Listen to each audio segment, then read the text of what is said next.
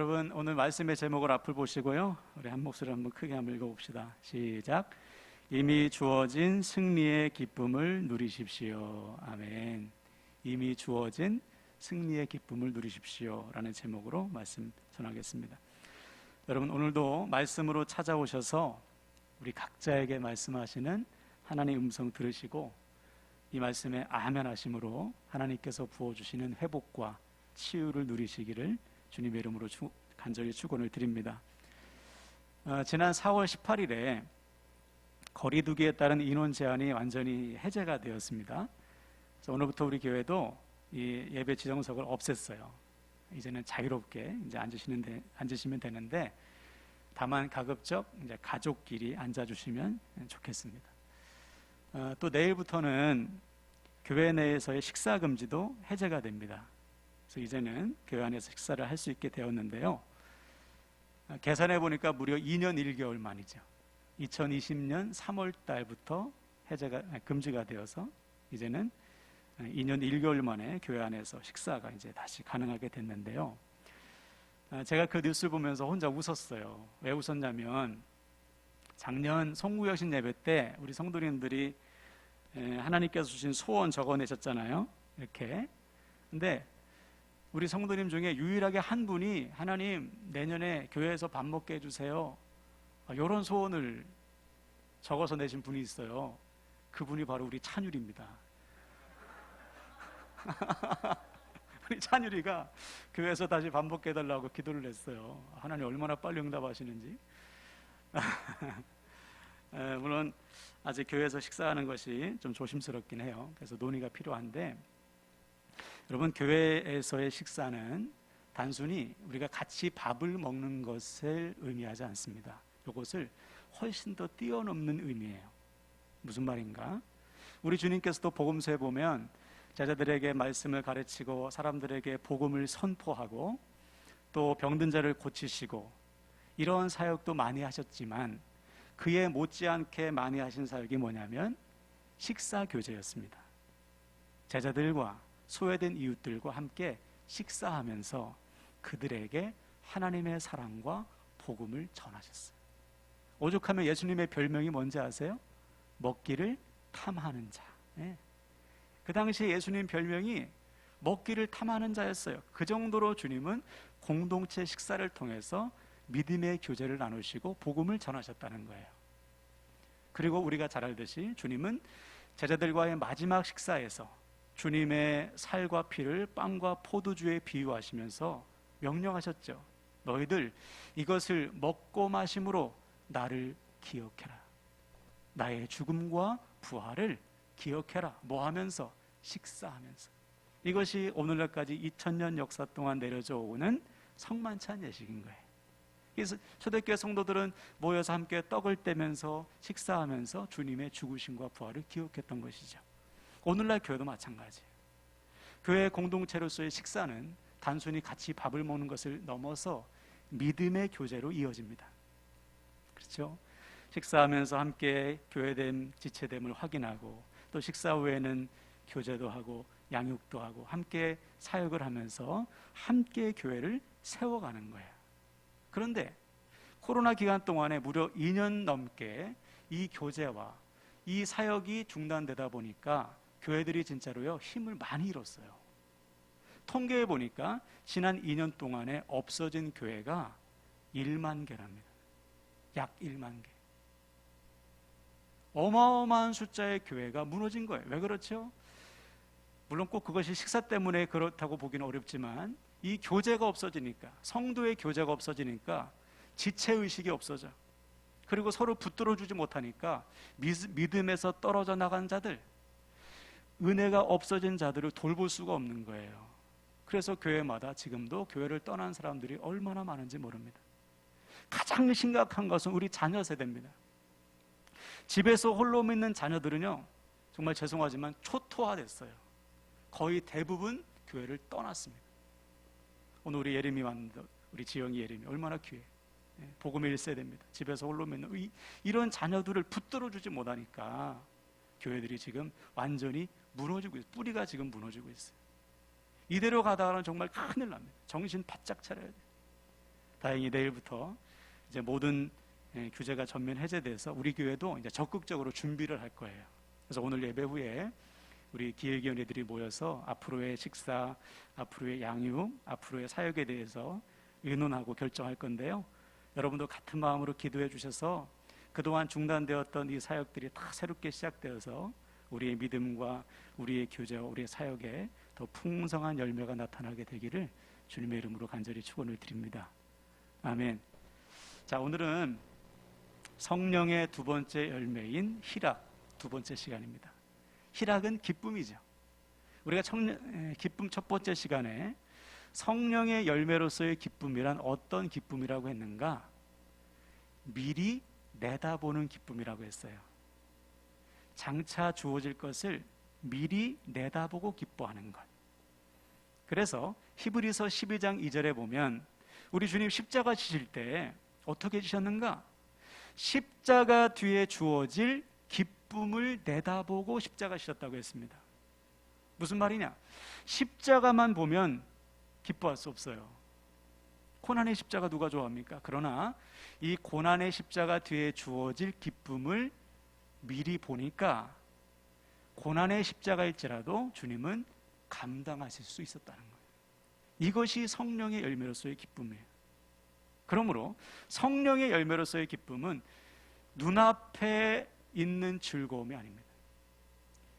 눈앞에 있는 것으로부터 주어지는 기쁨이 아니고 하나님으로부터 주어지는 절대적인 기쁨인 거예요. 이 절대적인 기쁨이 있는 자만이 어떤 상황에도 눌리지 않고 그 상황을 기쁨으로 받아들이고 감당할 수 있는 것이죠. 그리고 이 기쁨은요, 반드시 흘러갑니다.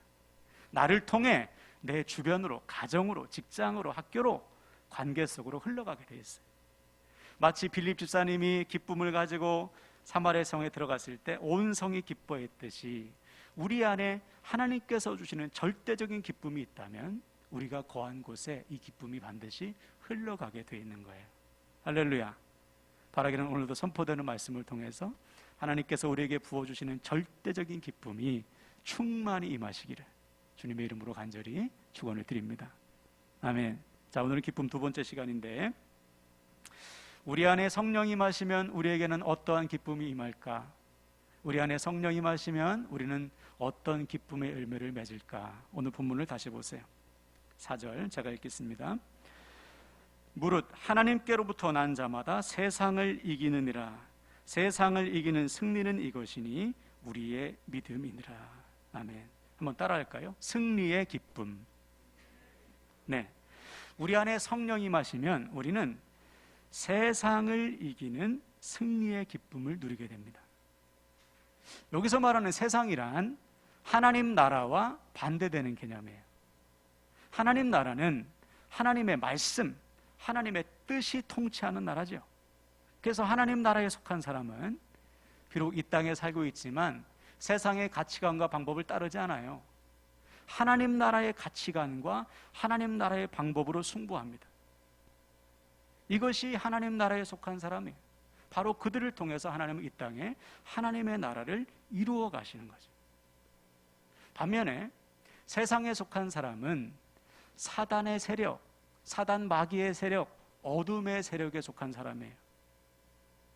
그들은 영적으로 어두워 눈이 멀어서 하나님을 몰라요. 또 하나님을 알면서도 거부하고 대적해.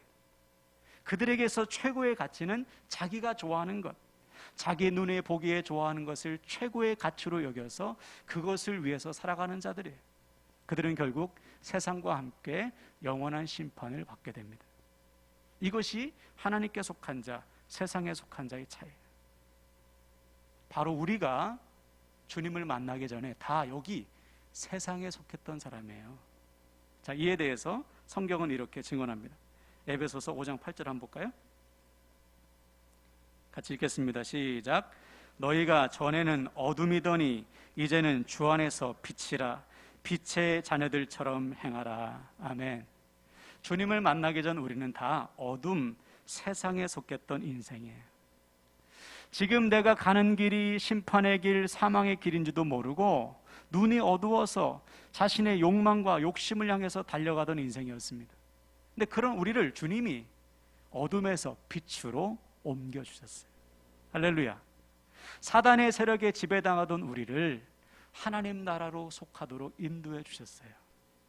그리고 이제는 어둠의 세력, 세상의 세력에 지배당하는 것이 아니고 어둠의 세력과 세상의 세력을 이길 수 있는 삶을 가능하게 하셨습니다. 어떻게? 하나님의 아들이신 주님께서 우리의 죄를 대신하여 죽으셨을 뿐만 아니라 죄와 사망을 이기심으로 주님과 함께 이제는 어둠의 세력, 세상의 세력을 이기는 삶을 허락하셨다는 거예요. 아멘이시죠? 이것이 우리에게 주어진 구원 아닙니까? 그러므로 생각해 보세요.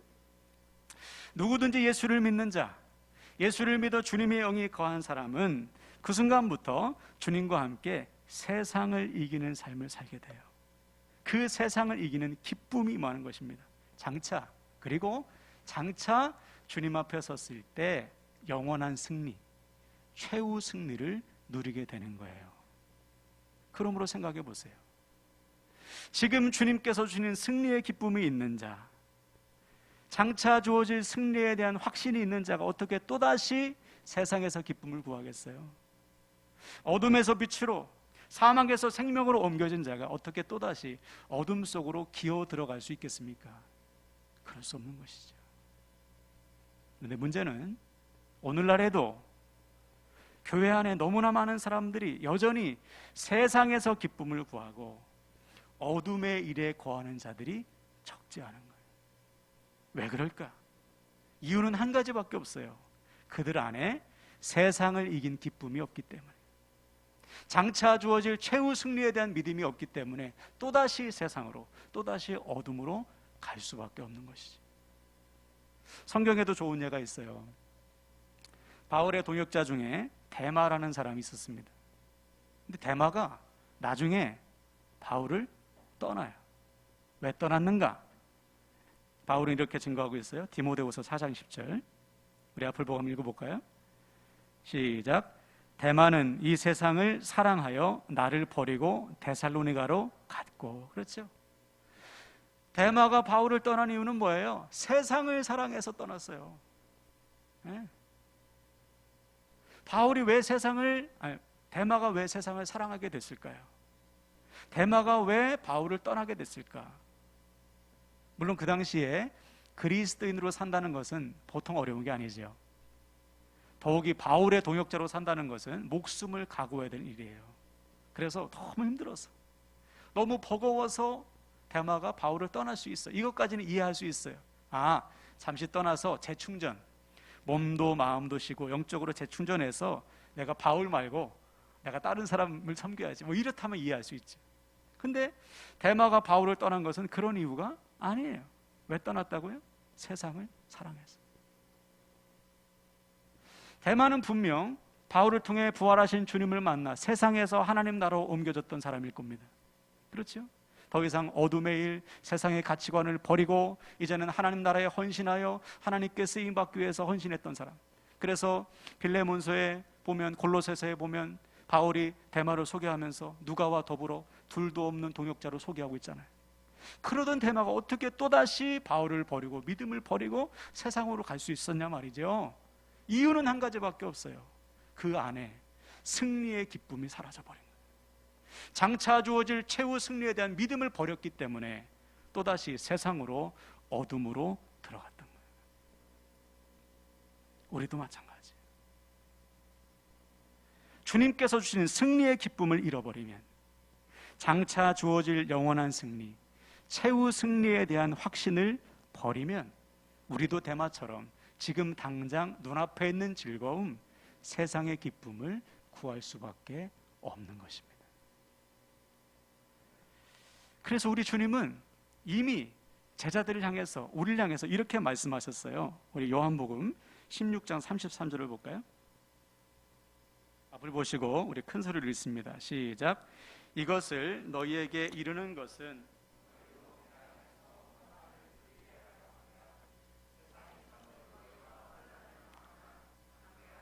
내가 세상을 이기었노라 하시니라. 아멘.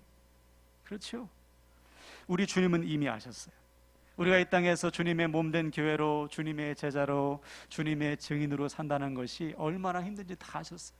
야, 너 환난 당할 거야, 힘들 거야. 그러나 두려워하지 마. 오히려 담대하라, 평안을 누려라. 왜요? 내가 이미 세상을 이겼어. 할렐루야. 이 승리가 지금 너희 안에 있다는 거예요. 너희도 나와 함께 한다면 이길 수 있다는 것이죠. 그리고 장차 너에게 최후 승리가 주어진다는 거예요. 그러므로 세상을 두려워하지 말고 믿음의 삶을 살라는 것이죠.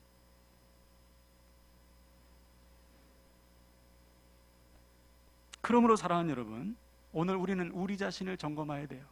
나에게도 세상을 이긴 승리의 기쁨이 있는가? 나에게도 장차 주어질 최후 승리에 대한 확신이 있는가? 그래서 어떤 상황 속에서도 흔들리지 않고 믿음의 선택을 하고 있는가? 비록 이 땅에 살고 있지만 하나님 나라에 속한 자로서 장차 주어질 승리를 믿고 지금 주어진 삶을 믿음으로 감당하고 있나? 그래서 다시는 세상의 것, 거기에 삶을 낭비하는 것이 아니고 사도 바울처럼 모든 것을 배설물처럼 여기고 가장 고귀하신 예수님을 믿어 예수님께서 주시는 십자가 복음을 위해서 우리의 삶을 헌신하며 승리의 기쁨을 누리고 있는가? 반드시 지금 우리 안에 세상을 이긴 기쁨이 있는지 점검해야 되는 거예요. 안 그러면 우리도 데마처럼 또다시 세상의 기쁨을 구하다가 삶을 낭비할 수밖에 없는 거예요. 자, 그래서 세상을 이긴 사람들의 선택은 달라요. 참 안타깝게도 오늘날 교회 안을 들여다보면 세상을 이긴 승리의 기쁨을 가지고 세상을 이기며 사는 사람보다 자꾸만 세상과 비교하며 사는 거예요. 세상처럼 잘 살고 싶고, 세상처럼 잘 나가고 싶고, 세상처럼 성공하고 싶어. 물론 하나님을 안 믿는데 세상적으로 잘 나가고 성공하는 거 보면 하박국처럼, 그죠? 못된 사람들이, 하나님을 모르는 사람들이 득세하는 거 보면 부럽기도 하고 화가 나기도 하죠. 그러나 믿음의 눈으로 보면 한 개도 안 부러워요. 왜? 여러분, 그들의 결국은 승리가 아니라 심판이잖아요. 영적인 눈이 어두워서 사망의 길로, 심판의 길로 달려가는 사람들이 뭐가 부럽습니까? 오히려 불쌍하죠. 불쌍하죠.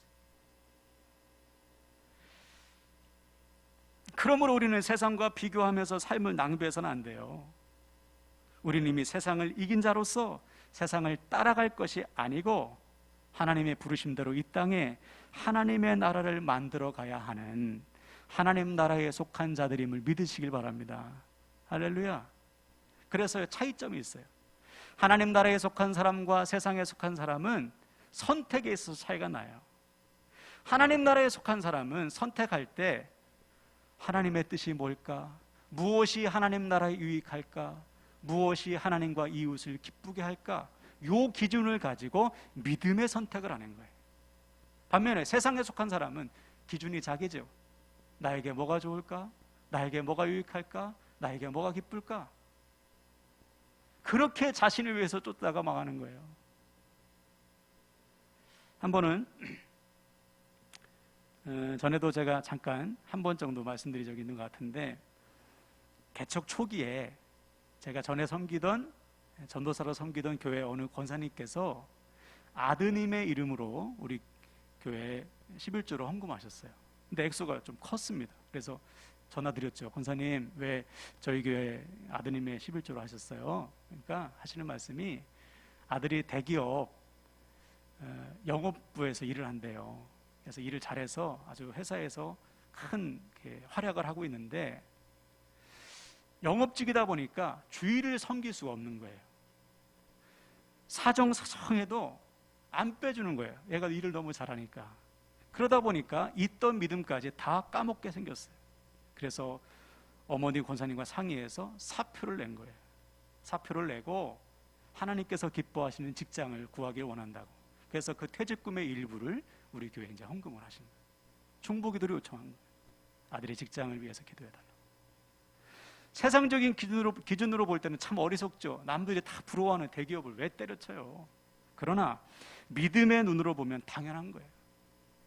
여러분 믿음 다 까먹으면서 돈만 많이 벌면 뭐 하겠어요? 예. 또 한 번은 어느 사업을 하시는 분께서 그러시는 거예요. 저에게, 목사님, 사업을 하다 보면 세상의 방법에 유혹될 때가 참 많습니다. 남들처럼 편법을 쓰거나, 그죠? 남들처럼 로비를 해서 일거리를 따내야 되는데 저는 그런 거 안 해서 실력으로만 승부해서 손해볼 때가 적지 않아요. 그런데요, 저는 하나님의 은혜를 구하고 있어요. 하나님께서 때를 따라 돕는 은혜로 살고 있습니다. 이렇게 말씀하시는 거 들었어요. 여러분, 이것이 세상을 이긴 자의 모습이지요. 네. 자기의 믿음을 위해서 남들이 부러워하는 직장도 때려칠 수 있고, 손해를 감수하면서도 하나님께서 기뻐하시는 방법을 따르는 자들을 통해 우리 하나님 얼마나 기뻐하실까, 얼마나 대견해 하실까요? 바로 그들을 통해서 이 땅에 하나님의 나라를 이루어 가시는 것입니다. 그러므로 사랑하는 여러분, 지금 우리는 어떻습니까? 우리는 지금 어떠한 선택을 하고 있나요? 하나님께서 기뻐하시는 선택을 하고 있습니까? 아니면 내가 원하는 선택을 하고 있습니까? 하나님과 내 뜻 가운데 딱 부딪힐 때 하나님의 뜻을 선택하는 자는 세상을 이긴 자예요. 네. 그는 승리의 기쁨을 누릴 수 있습니다. 반면에 하나님의 뜻과 내 뜻이 딱 부닥쳤을 때 내 뜻을 선택하는 자는 결코 세상을 이길 수 없어요. 마치 사울 왕을 보세요. 하나님의 말씀과 백성들의 요구 사이에서 갈등하다가 결국 백성들의 요구를 들어주지 않습니까? 결국 사울은 망한 거예요. 왜 그가 하나님의 뜻을 버리고 백성들의 요구, 자신의 욕심을 따랐을까요? 그 안에 승리의 기쁨이 없는 거예요. 이 믿음의 선택을 했을 때 주어지는 최후 승리에 대한 확신이 없기 때문에 세상의 것, 당장 눈앞의 기쁨을 따르게 되는 것이죠. 그러므로 사랑하는 여러분, 이 시간 다 같이 결단하실 때, 여러분, 오늘 우리는 반드시 결단해야 됩니다. 우리는 이미 주 안에서 세상을 이긴 사람들임을 믿으시길 바라요. 네, 장차 우리에게는요, 최후 승리, 영원한 승리가 주어질 것입니다. 할렐루야. 그럼 어떻게 해야 돼요? 믿음의 선택을 해야죠. 네. 어떤 상황 속에 눌리지 않고 믿음의 선택을 하며 승리의 기쁨 누리는 거예요. 여러분, 세상을 두려워하거나 부러워하지 마세요. 세상 우리가 이미 이겼단 말이에요. 네. 세상은 우리가 부러워하거나 두려워하거나 비교할 대상이 아니고 이미 이겼으니 어떻게 하면 이 땅에 내가 하나님의 방법으로 하나님의 나라를 이루어 갈까, 이렇게 고민하며 사는 거예요. 그때라는 우리와 우리 자녀 세대를 통해서 이 땅에 하나님의 나라를 완성해 가실 줄로 믿습니다. 여러분, 이 확신을 가지고요, 오늘부터 매 순간 세상을 이긴 자로서 믿음의 선택을 하며 승리의 기쁨 누리시기를 주님의 이름으로 간절히 축원을 드립니다. 아멘.